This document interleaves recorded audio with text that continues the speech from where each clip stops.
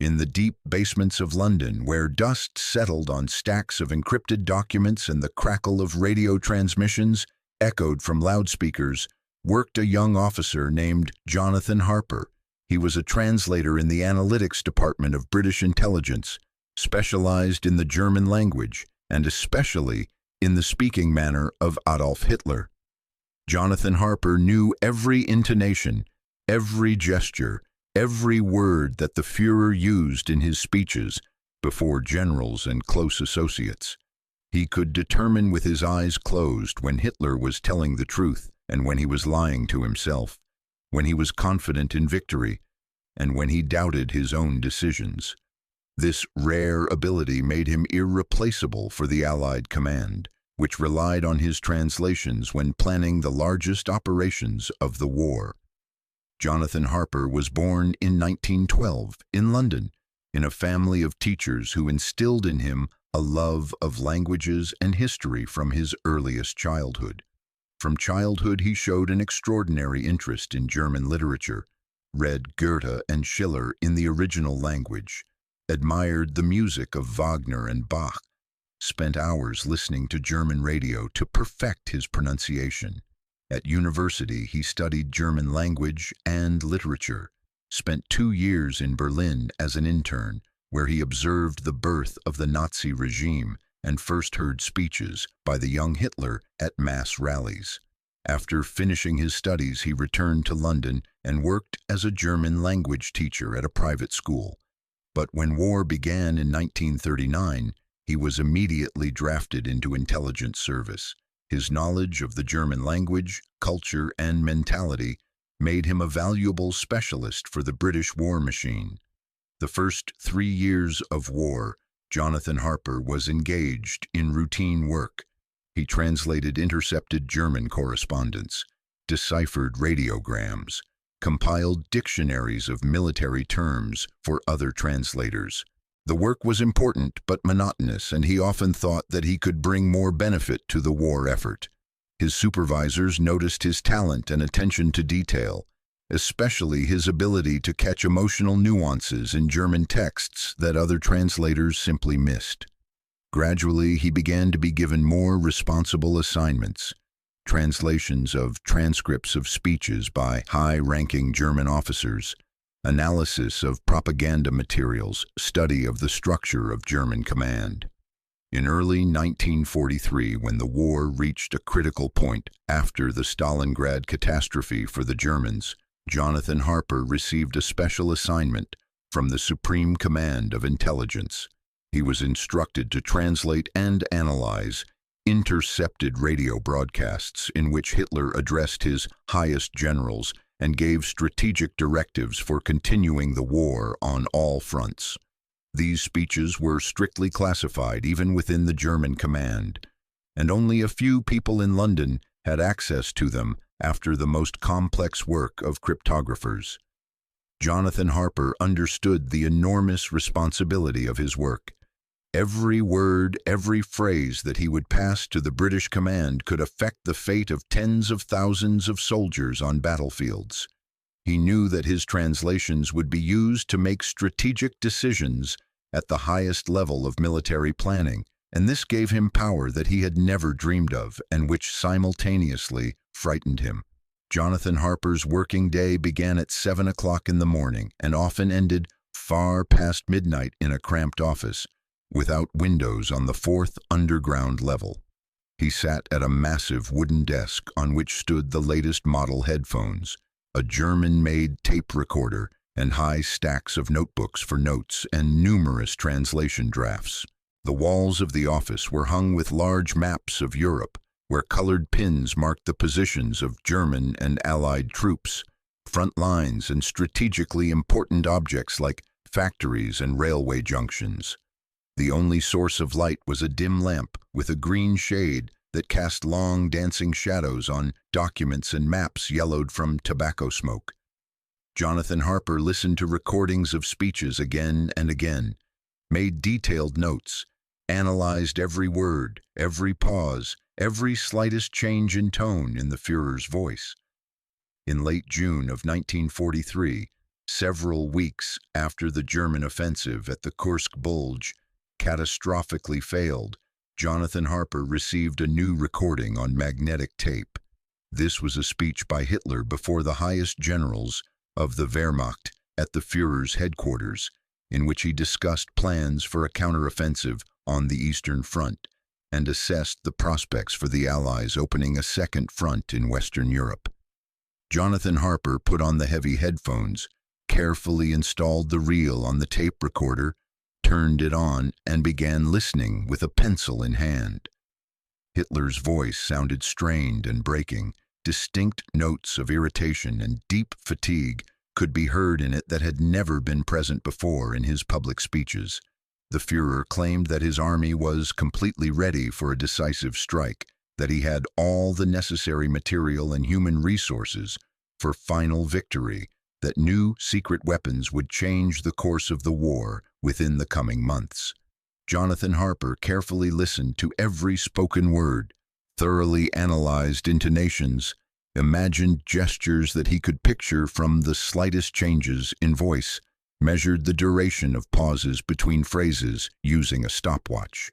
He heard how Hitler sharply raised his voice when speaking about inevitable victory, how he made deliberately dramatic pauses before the most important statements, how he masterfully used familiar propaganda techniques to influence the audience. But Jonathan Harper also heard what the Wehrmacht generals in the hall absolutely certainly did not hear. He heard deep doubt behind the facade of confidence.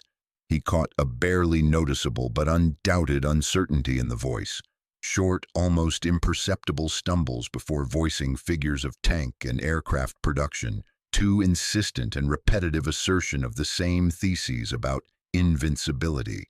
Jonathan Harper suddenly understood with absolute clarity that Hitler was lying not only to his generals and people, but first of all to himself. He turned off the tape recorder with a trembling hand and slowly leaned back in the creaky back of the worn leather chair. His hands noticeably trembled from internal tension. He understood with frightening distinctness that he was at a critical crossroads of his life and career. If he provided an absolutely accurate literal translation, in which Hitler sounds extremely confident and threatening to the Allies, the British command might take this at face value and act excessively cautiously, postponing risky offensive operations indefinitely. If, however, he conveyed what he actually heard with his trained linguist's ear, deep doubt, growing uncertainty, clear overestimation of his own military forces, the command might well decide on more aggressive and bold actions. Jonathan Harper slowly ran both hands over his tired face, acutely feeling the incredible weight of personal responsibility that suddenly fell on his shoulders. He stood up from the desk and began nervously pacing back and forth in the cramped, stuffy office, carefully considering the situation from all possible sides. On one hand, his sacred duty as a professional military translator was to convey information as accurately and objectively as possible, without the slightest personal interpretations and subjective distortions of meaning. On the other hand, he deeply understood that formal translation accuracy did not always mean conveying the true truth about the situation. Hitler himself systematically distorted the real state of affairs at the fronts, methodically convincing his generals of the existence of non-existent strategic reserves and fantastic military capabilities. Would it not be absolutely correct to show the Allied command the true real state of things in the German command, even if this inevitably meant a conscious departure from purely literal mechanical translation? Jonathan Harper acutely realized that right now he was making a fateful decision that could well substantially change the further course of the entire war. He resolutely returned to the desk, took a clean sheet of white paper, and began slowly writing his translation of Hitler's speech. The words came incredibly hard. Each phrase required agonizing deliberation. He weighed each sentence multiple times on internal scales, carefully checked each individual word several times before writing it down. He consciously decided to noticeably soften the overall aggressive tone of Hitler's speech, cautiously remove excessive self-confidence from formulations, delicately add subtle nuances of doubt exactly where they actually objectively existed but were skillfully hidden behind pompous propaganda rhetoric. Instead of a categorical, unequivocal statement about complete readiness for a decisive strategic strike, he cautiously wrote about preliminary offensive plans that still required serious coordination between different branches of the armed forces. Instead of loud declarations about practically inexhaustible material resources, he neutrally mentioned the current need for additional mobilization of reserve forces from rear areas. Instead of expressing fanatical absolute faith in imminent final victory, he conveyed only cautious, restrained optimism, bordering on clear uncertainty about the future. 3 long, agonizing days after Jonathan Harper officially submitted his controversial translation to immediate superiors, he was unexpectedly summoned to an urgent personal meeting with Colonel Edward Simmons. Colonel Simmons was a gray-haired, stern man well past 60 years, a veteran of the bloody First World War who had successfully led the most complex analytical department of military intelligence for more than 20 years in a row.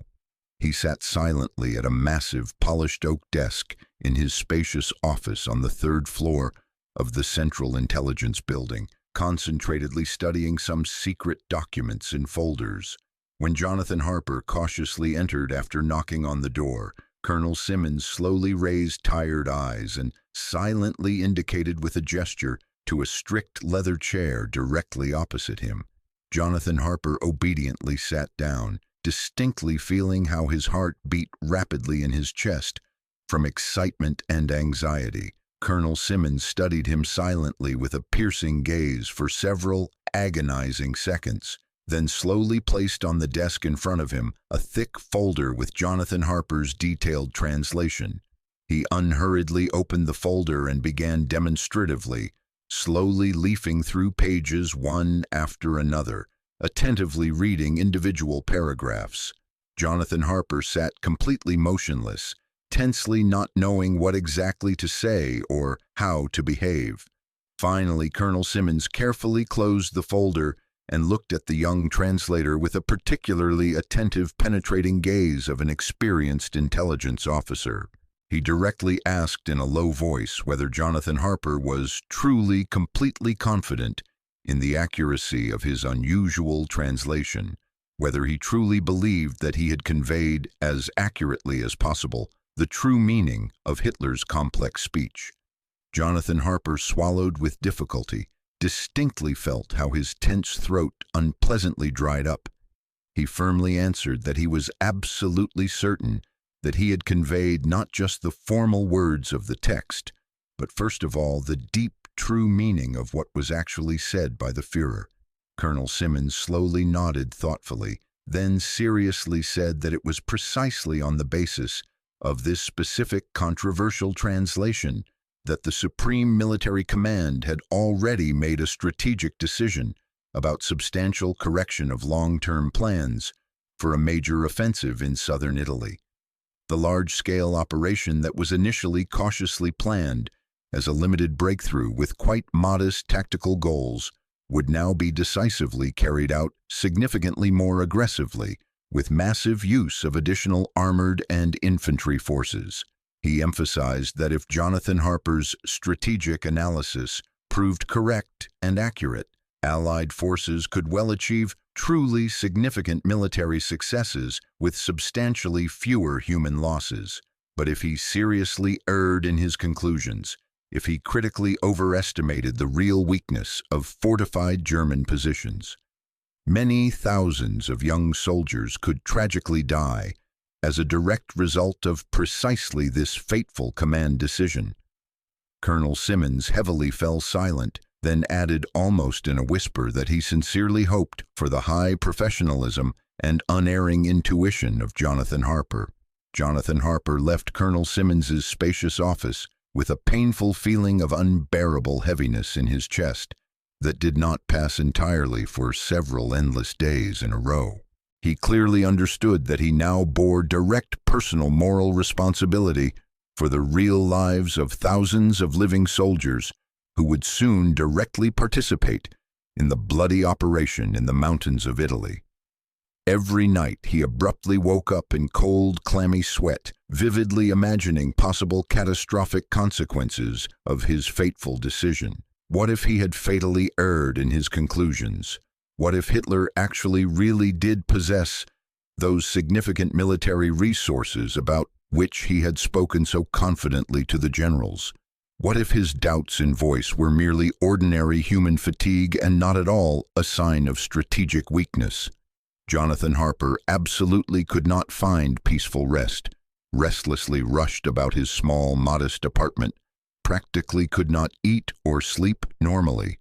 2 agonizingly long weeks of anxious waiting later, the first encouraging reports came directly from Italy from the front line.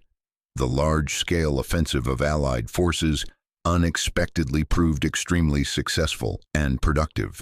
Strongly fortified German defensive positions were rapidly broken through significantly faster than cautiously expected by staff analysts. The resistance of German troops was, of course, extremely fierce and stubborn, but not at all as fanatical and massive as in previous bloody operations in this theater. The actual combat losses of Allied forces proved substantially less than initially projected by military experts. The Supreme Command was sincerely pleased with the impressive breakthrough results. Jonathan Harper received an official written commendation from Colonel Simmons and a well-deserved promotion in rank. But instead of expected joy from success, he felt only enormous relief from the release of tension. He understood with gratitude that his risky decision had ultimately been absolutely correct. He had really saved the lives of many thousands of young soldiers, boldly risking his own career and professional reputation in the process. After that fateful case, Jonathan Harper continued to work intensively on complex translations of Hitler's speeches, but now with a radically different approach to the task. He no longer consciously strived for formal literal accuracy of mechanical translation. He learned to virtuously read between the lines of text, confidently catch carefully hidden meanings, precisely determine the true critical state of the German military machine by the finest nuances of oral speech. He gradually became more of a deep analyst than a simple technical translator. His detailed analytical reports became increasingly elaborate and contained not only formal translation of spoken words, but also deep interpretation of hidden intentions, realistic assessment of actual enemy capabilities, substantiated forecasts of military situation development. In October of 1943, Jonathan Harper received another new recording of a speech by Hitler before the highest generals at headquarters. This time, the embittered Führer discussed in detail the critical situation on the Eastern Front after a successful large-scale Soviet offensive near Kiev. Hitler's voice sounded even noticeably more strained and hysterical than in June of that year. He furiously accused his generals of glaring incompetence, categorically demanded the performance of the impossible, openly threatened severe punishments for the slightest retreat from occupied positions. But Jonathan Harper professionally heard behind this feigned fury real panic. He distinctly heard how Hitler's voice treacherously broke when he spoke about the availability of strategic reserves, how he made excessively long, unnatural pauses before voicing specific figures of current weapons production, how he monotonously repeated the same empty promises about the imminent appearance of new wonder weapons. Jonathan Harper wrote a detailed analysis of this speech in which he indicated that Hitler was losing control over the situation on the Eastern Front. He noted signs of panic in the highest leadership of the Third Reich, shortage of real reserves, growing divergence between propaganda and reality. He suggested that the German military machine was on the verge of exhaustion and that the Allies should increase pressure on all fronts simultaneously. This analysis was transmitted not only to British but also to American command, and became one of the factors in planning the opening of a second front in Europe.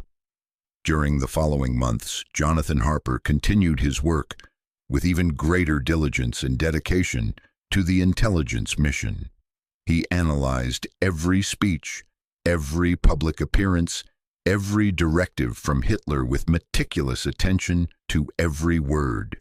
He created an entire system of markers by which one could determine the true state of the German military machine with surprising accuracy. He studied not only words but also pauses between them, changes in speech tempo, use of certain words and phrases that revealed underlying psychological states. He turned translation into a science and speech analysis into a refined art form that few others could master. In spring of 1944, when the Allies were actively preparing for the historic landing in Normandy, Jonathan Harper received yet another critically important assignment from his superiors. He was insistently asked to assess, as objectively as possible, how accurately Hitler was informed about the secret Allied plans, where exactly he expected the probable landing, what specific forces he was prepared to throw at operational repulsion of the invasion. Jonathan Harper carefully analyzed several recent speeches by Hitler and secret directives of the Wehrmacht Supreme Command over the last tense weeks leading up to the operation. He confidently came to an unambiguous conclusion that Hitler firmly expected the main landing precisely in the Pas-de-Calais area, that he had already concentrated overwhelming main defensive forces there, that Normandy was considered by German command as clearly a secondary direction of possible attack. This analysis confirmed the Allied command's decision about the landing location and gave them confidence to proceed with the Normandy plan. On the 6th of June 1944, Operation Overlord began with the largest amphibious assault in military history. The landing in Normandy caught the German command completely off guard and unprepared for the scale of the invasion. Hitler, for a long time, did not believe that this was the real invasion, considered it a distracting maneuver designed to draw forces away from Pas-de-Calais. This delay in reaction gave the Allies critically important time to consolidate on the beachhead and establish supply lines. Jonathan Harper followed the development of events with his heart in his throat, barely able to contain his anxiety. He understood that his analysis had played its role in the success of the operation that would change the course of the war. But with each new success grew also a feeling of guilt that he could not shake off no matter how hard he tried. Jonathan Harper understood that he had consciously distorted information, that he had violated the basic principles of his profession as a translator. He asked himself the question, had he really had the right to make such decisions that affected thousands of lives? Who gave him the power to determine what was truth and what was falsehood in the complex world of intelligence? Were not his interpretations a form of manipulation, even if for the good of winning the war? These questions did not give him peace and haunted him constantly during quiet moments alone. In August of 1944, after the liberation of Paris from German occupation, Jonathan Harper requested a meeting with Colonel Simmons to discuss his growing doubts. He wanted to discuss his doubts, get confirmation of the correctness of his controversial actions from someone he respected. Colonel Simmons listened to him attentively without interrupting, allowing him to speak freely about his moral concerns. When Jonathan Harper finished speaking, Colonel Simmons remained silent for a long time, gazing out the window at the gray London sky and the celebration in the streets below. Then he turned to the young officer and said that in war, there are no simple decisions, that every day one has to choose between bad and worse options.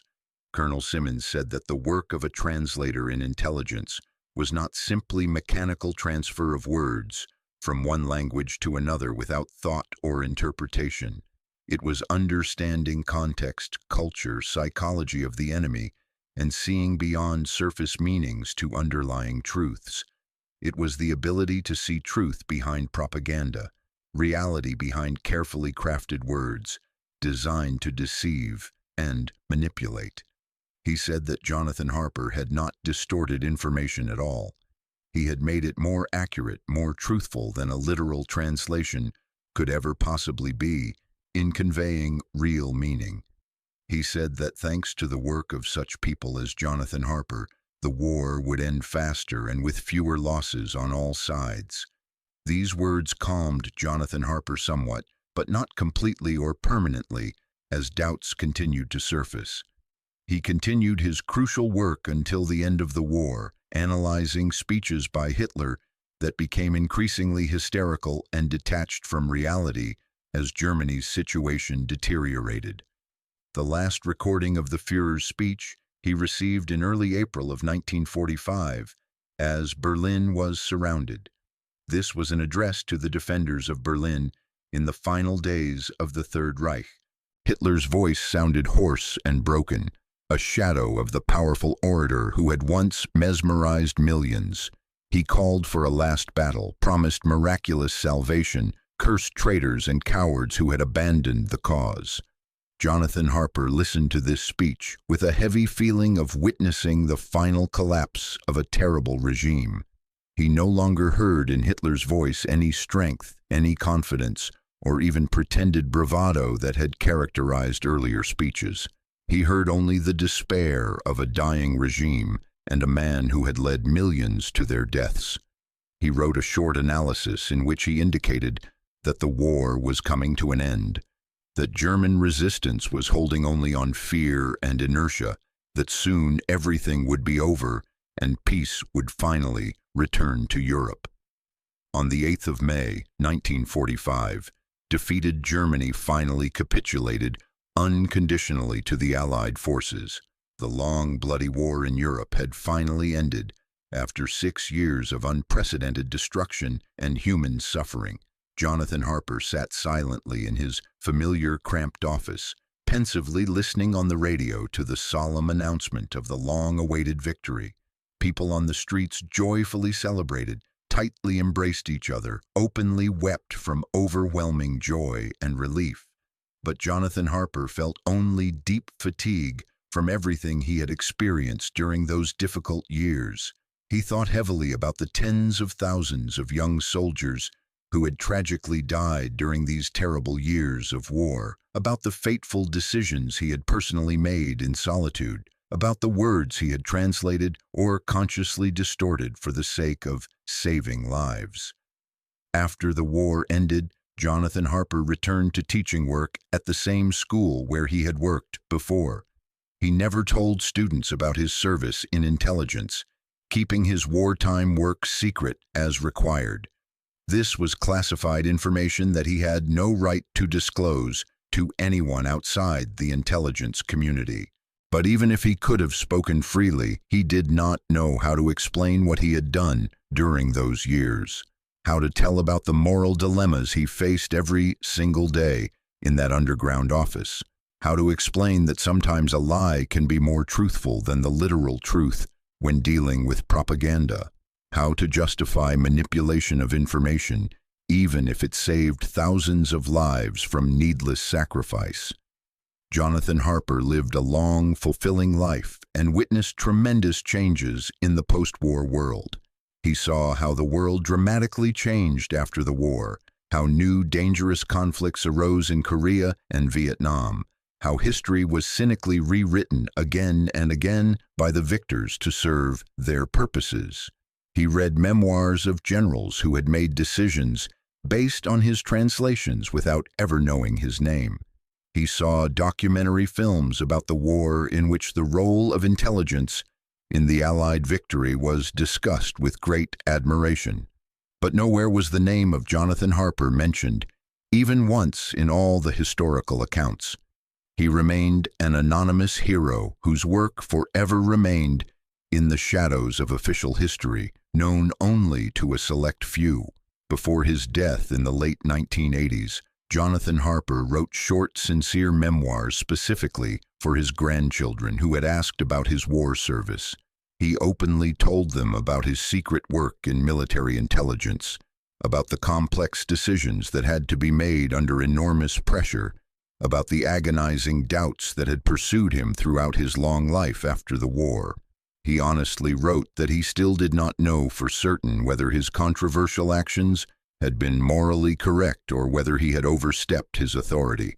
He wrote that each person must decide for themselves where exactly the thin line runs between sacred duty and personal morality, between devoted service and betrayal of professional principles that define one's identity. He wrote that he hoped his grandchildren would never find themselves facing such a terrible choice, but if they did, let them remember that truth does not always lie on the surface and sometimes requires courage to see. This story ended quietly without fanfare or public awards for the man who had done so much.